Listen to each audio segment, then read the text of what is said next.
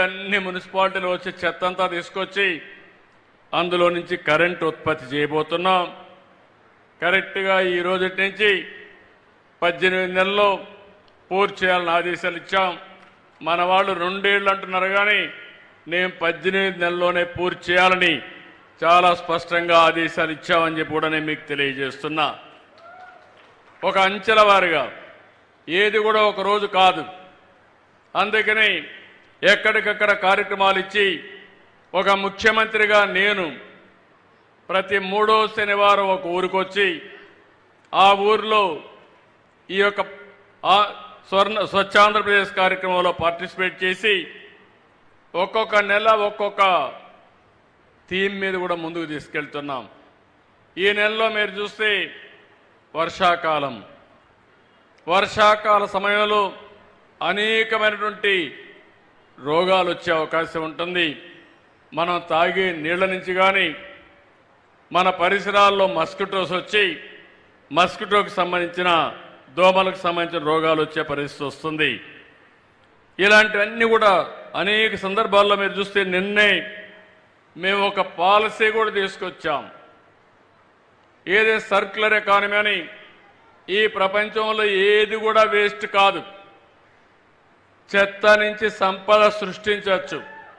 మన పొలంలో ఉండే వరి అంతా వాడిన తర్వాత గడ్డి ఉంటుంది. ఆ గడ్డి నుంచి కొన్ని అట్టపెట్టెలు తయారు చేసే పరిస్థితి వస్తుంది. కడాన సముద్రంలో నాచు ఉంటుంది. ఆ నాచు నుంచి ఈరోజు బయోకెమికల్ తయారు చేయొచ్చు, ప్రోటీన్ తయారు చేయొచ్చు, మెడిసిన్ తయారు చేయొచ్చు. అనేక విధాలుగా ఉపయోగపడుతుంది. అలాంటి ప్రాజెక్టు కూడా శ్రీకారం చుట్టాం. ఈరోజు మీరు రాష్ట్రంలో చూస్తే 95% ఇళ్ల నుంచి పట్టణ ప్రాంతాల్లో ప్రతిరోజు చెత్త కలెక్ట్ చేస్తున్నారు. ఇంకో పక్క గ్రామీణ ప్రాంతాల్లో 48% కలెక్ట్ చేస్తున్నారు. వాళ్ళ ఇండ్ల దగ్గరని దగ్గర 5 లక్షల కుటుంబాల్లో చెత్త నుంచి కాంపోస్ట్ తయారు చేసి ఇంట్లో గార్డెన్కి వేసుకుంటున్నారు. ఇంకో పక్క 10,65,000 మంది కిచెన్ గార్డెన్లు, టెర్రస్ గార్డెన్తో అందరికీ ఒక ఆదర్శంగా మిగిలే పరిస్థితికి వచ్చారు. ఈరోజు మీరు ఇప్పుడే నేను చూశాను, ఇక్కడికి వచ్చినప్పుడు వర్షాలు పడ్డాయి. మన దగ్గర కంటే పైన ఎక్కువ వర్షాలు పడ్డాయి. ఈరోజు ఈస్ట్ గోదావరి జిల్లాలో చాలా గ్రామాల్లో లంక గ్రామాలన్నీ కూడా మళ్ళీ నీళ్లన్నీ వచ్చి ముంపు గురయ్యే పరిస్థితి వస్తే ఎప్పటికప్పుడు మానిటర్ చేస్తున్నాం. గోదావరిలో ఈరోజు 2వ అలర్ట్ ఇచ్చారు. దగ్గర 13 నుంచి 14 లక్షల క్యూసిక్స్ ఆఫ్ నీళ్లు సముద్రంలోకి పోతున్నాయి. ఇది మొన్న కూడా నేను ఒక లెక్క కూడా చెప్పాను. ఇక్కడి నుంచి గోదావరిలో ప్రతి సంవత్సరం 2,500 టీఎంసీ నీళ్లు సముద్రంలోకి పోయే పరిస్థితికి వస్తున్నాయి. ఈ వానల వల్ల ఈరోజు మీరు చూస్తే దోమలు, ఇప్పుడే నేను ఆదేశాలు ఇచ్చాను. ఈ రాష్ట్రంలో దోమల్ని పూర్తిగా నివారించాలని. మీకు దోమల ద్వారా మలేరియా వస్తుంది, డెంగ్యూ వస్తుంది, చికెన్ గున్యా వస్తుంది. కొంతమందికి అయితే ప్లేట్లెట్లు పడిపోతాయి. లక్షల రూపాయలు ఖర్చు పెట్టే పరిస్థితి వస్తూ ఉంది. బలహీనం అయిపోతున్నారు. అందుకే ఈరోజు డ్రోన్స్ కూడా ఉపయోగించి ఎక్కడికక్కడ ఈ మస్కిటోని పూర్తిగా నిర్మూలించే కార్యక్రమానికి కూడా శ్రీకారం చుట్టాం. మామూలుగా మనం ఒకప్పుడు ఫాగింగ్ ఇచ్చేవాళ్ళం, యాంటీ లారల్ ఆపరేషన్లు చేసేవాళ్ళం. ఇవన్నీ కూడా గడిచిన ప్రభుత్వం మొత్తం పడకేసింది. ప్రజారోగ్యం పైన చేతకన్నేశారు. చాలా ఇబ్బందులు వచ్చాయి. ఇవన్నీ కూడా ఈరోజు మీరు చూస్తే మళ్ళీ సెటరైట్ చేసే పరిస్థితికి వచ్చాం.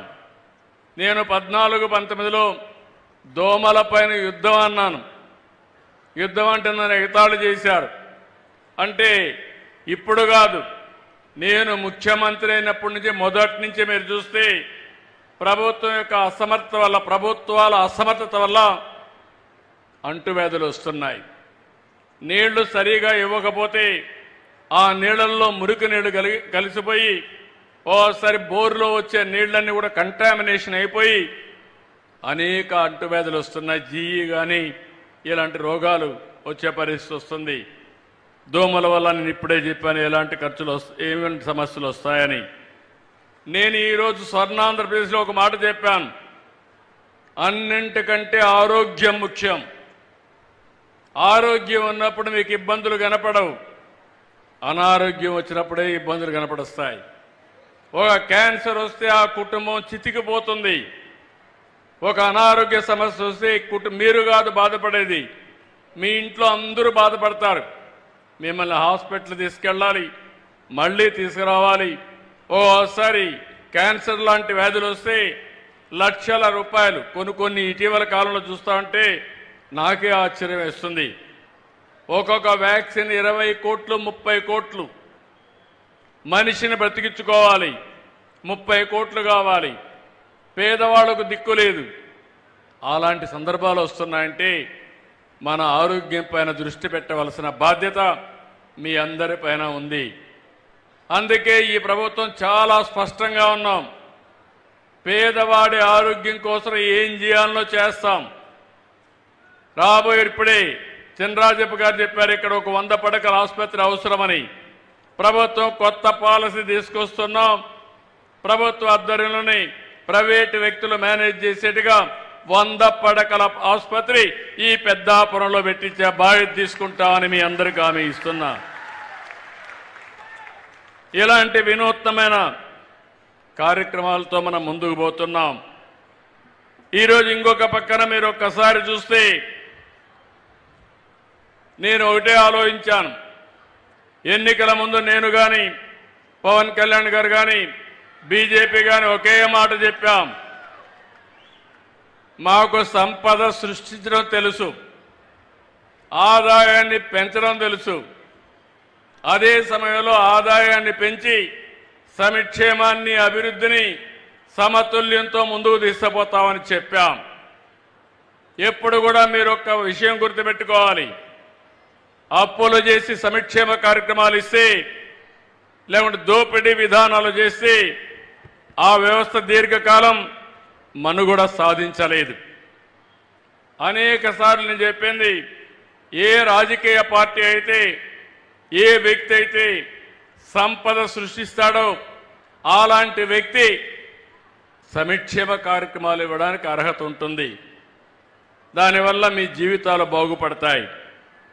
నేను ఆ రోజు సూపర్ 6 అన్నాను. చాలామంది అన్నారు ఇది సాధ్యం కాదన్నారు.